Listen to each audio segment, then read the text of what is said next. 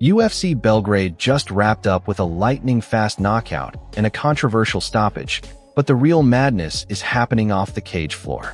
Between a backstage brawl rumor involving Garry and Islam Makhachev, and Jon Jones breaking his silence on Anthony Smith's shocking felony arrest, we have a crazy news slate today. Before we continue, make sure to leave a like and subscribe to the channel so you never miss a beat in the MMA world. We are kicking things off with a wild backstage situation brewing right now ahead of UFC 330. Take this with a grain of salt, but wild rumors are circulating across social media that Islam Makhachev and Garry just got into a heated backstage altercation, leading to Makhachev allegedly slapping the Irish contender. This comes right as the UFC officially locked them in to headline UFC 330 on August 16th. Now, while official footage hasn't dropped yet, we know tensions have been boiling over for months. Garry previously got into a physical shoving match with Makhachev's teammate Khamzat Chimaev backstage at UFC Qatar, where Chimaev accused Garry of slapping him from behind. Garry fired back, calling it "Little D" energy, and now that he's officially sharing a card with Islam, word on the street is the Dagestani champion decided to check Garry's behavior himself. What's wrong? Whoa. Come on, relax, boys. What dude?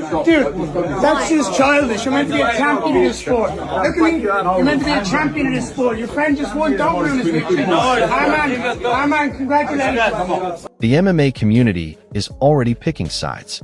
Over on X, fans are saying Garry learned the hard way that you don't mess with the Dagestani camp backstage. Meanwhile, analysts like Brendan Schaub and fans on Reddit are warning that if Garry is trying to play mind games like Conor McGregor, he might be writing a check his chin can't cash against the pound-for-pound king. Not even close. These two worlds finally mix with our biggest star of all time, boxing's biggest pay-per-view draw of all time. And people forget Conor's a lot bigger than Floyd, so it's not a walk in the park for him. It's not. If Conor connects, there's a legit shot he can win that fight. And how big does his... Imagine if Conor knocked out Floyd Mayweather. Man. He'd have to move to Mars. He'd be the first human who's too big for this world. He's just like, I'm going to Mars, starting a new fucking breed. I'm out, man. Next up, let's take a look at the lightweight title picture, because Arman Tsarukyan just slammed the door on a rematch with Charles Oliveira. Reported across multiple MMA media outlets following his recent run, #1 contender Arman Tsarukyan has officially shut down the idea of fighting Charles Oliveira again. Tsarukyan made it clear he is sitting out strictly for the undisputed lightweight championship. Tsarukyan believes his split decision win over Du Bronx at UFC 300 already proved who the better fighter is. With Islam Makhachev currently tied up with Garry at 170 pounds, Arman insists he isn't risking his #1 spot on a pointless rematch. He stated he wants gold next, and anyone asking him to fight backwards in the top 5 is wasting their breath. We're obviously a couple weeks out from your title defense against Garry at Philly. Has Ian any different than your past opponents? Because obviously he's very tall, he's very rangy. What do you make of his skill set? His skills, I just have to run in this camp too much because I have to follow him because he runs too much, I will try to catch him, take him down, just what I did with my all opponents. He's done a lot of his camp, obviously, with Charles Oliveira. He's trained a lot. Is there anything Charles can tell him about you that you're worried about? Yeah, Charles is gonna teach him how to tap fast. That's it. The reaction from the pros has been mixed. Daniel Cormier noted on his YouTube channel that while Arman deserves the shot, sitting out too long in a stacked lightweight division can backfire. Die-hard Oliveira fans on Reddit are calling Arman terrified of a 5-round rematch, but most purists agree Tsarukyan has earned the right to wait for the belt. Is Arman Tsarukyan making the right move by waiting for the title, or should he fight again? I'm not saying Arman Tsarukyan's this guy that constantly fucks up and that doesn't get to the scale or get to the fight. It happened one time. He should not be judged solely on that one time, especially after making weight and getting ready to fight as a backup fighter in the last fight. I'm just trying to give a little grace to the other side in regards to why that may be happening. At the end of the day, I agree with y'all. It should be Arman versus Illy, and I don't think there's any question about that. But I think the problem with it is that lasting memory of him and Paddy Pimblett inside the octagon after the belt. It's going to be hard to erase, man. Now moving on to the biggest superstar in the sport, and it is absolute devastation for Conor McGregor fans.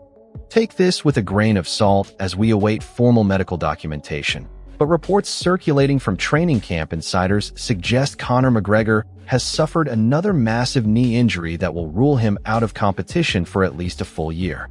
McGregor has been promising the greatest comeback in combat sports history, but this knee extravaganza injury, as rumors are describing it, could be the final nail in the coffin for his fighting career. With endless delays already testing the patience of the fanbase, another 12-month rehabilitation timeline pushes any potential return deep into late 2027. Chael Sonnen weighed in, stating that when a fighter with McGregor's wealth and mileage suffers back-to-back catastrophic leg injuries, the conversation shifts from, who is he fighting next, to, will he ever fight again? Over on X, fans are officially throwing in the towel, with half the community claiming Conor is permanently retired in everything but name. And speaking of weekend madness, UFC Belgrade just delivered one of the most controversial referee blunders of the year. Officially confirmed by post-fight protests and instant replay analysis, referee Jason Herzog is under heavy fire for a questionable second-round stoppage in the matchup between Denis Buzukja and Bogdan Grad at UFC Belgrade. In the second round, Grad locked in a tight arm triangle choke. While Buzukja was moving his hand to hand fight and defend the submission, Herzog misinterpreted the defensive movement as a tap and waved the fight off.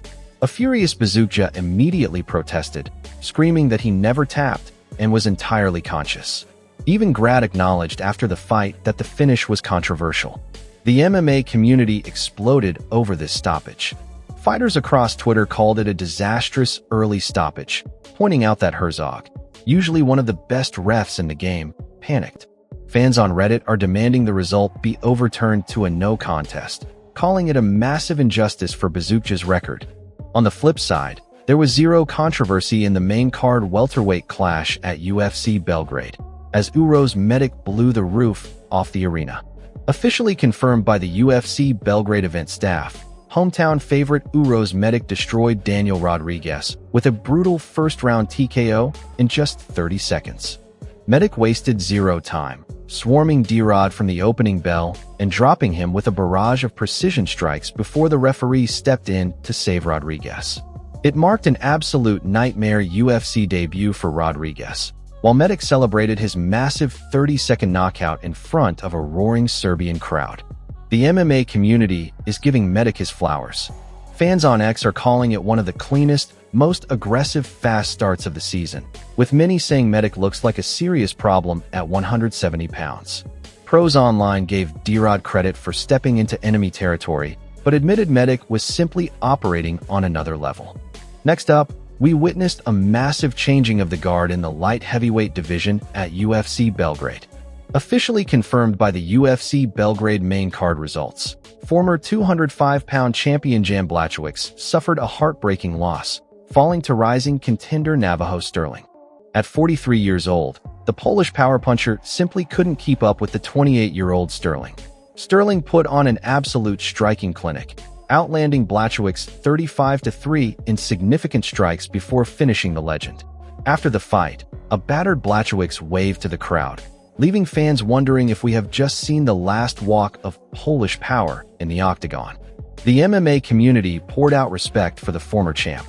Fighters and media members tweeted that Blachowicz has nothing left to prove after an incredible championship career. Meanwhile, the hype train for Navajo Sterling is officially at full speed, with fans calling him the dark horse of the 205-pound division. Is it time for Jan Blachowicz to retire? And how far does Navajo Sterling go? And for our final story of the day, heavyweight champion Jon Jones has sent a surprising message to his former rival Anthony Smith following Smith's severe felony arrest. Reported by multiple news outlets and confirmed via his official X account, Jon Jones broke his silence after Anthony Smith was booked in Nebraska on severe felony charges, including attempted domestic violence and false imprisonment.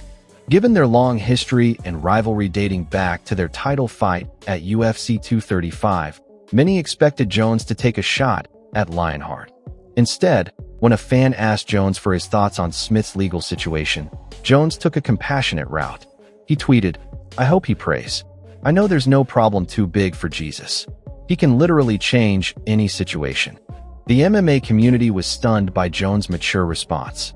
Fans on X noted that despite Jones' own tumultuous legal history outside the cage, he consistently refuses to kick fellow fighters when they hit rock bottom, just like how he defended Dustin Poirier earlier this year. Analysts agreed that while Smith's situation is grim, Jones showed surprising grace. Thank you guys for tuning in. If you enjoyed the video, smash that subscribe button, hit the notification bell, and leave a like so you never miss an episode. This is the MMA Zone, and we'll see you in the next one.